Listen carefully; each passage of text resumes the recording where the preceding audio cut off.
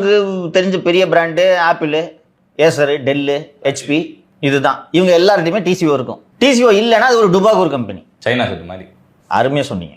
இப்போது இந்த 128 கோடி ரூபாய் டெண்டருக்கு டிசிஓ சான்று வேண்டாம் என்று எஸ்சிஆர்பி சொல்லி எல்காட்டு விதிகளை தளர்த்தி விட்டது. இந்த டிசிஓ சர்டிபிகேஷன் இல்லை என்றால் இந்த டெண்டரில் எந்த நிறுவனம் பங்கு பெற்று வெற்றி பெற போகிறது என்பதையும் இப்போதே சொல்கிறேன்.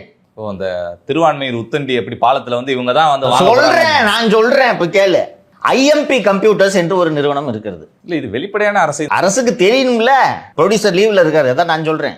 ஐஎம்பி கம்ப்யூட்டர்ஸ் என்று ஒரு நிறுவனம் இருக்கிறது.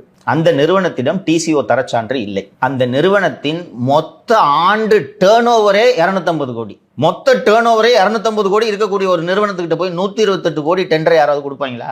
ஏன் அந்த நிறுவனம் டிசிஓ தரச்சான்று வாங்கவில்லை என்றால் அந்த நிறுவனத்தின் பொருட்கள் தரமற்றவை, அவங்களுக்கு கிடைக்காது, எங்களுக்கு வேண்டாம்.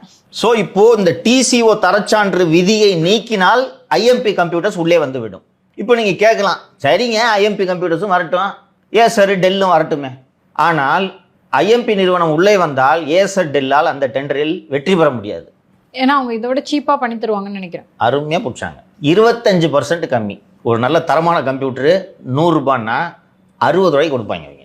ஸோ இந்த ஐஎம்பி நிறுவனத்திடம் வாங்கிய தொகை தான் திருச்செந்தூர் சட்டப்பேரவை தேர்தலுக்கு செலவு செய்யப்பட்டது என்பதை நான் ஏற்கனவே இங்கே தெரிவித்திருக்கிறேன்.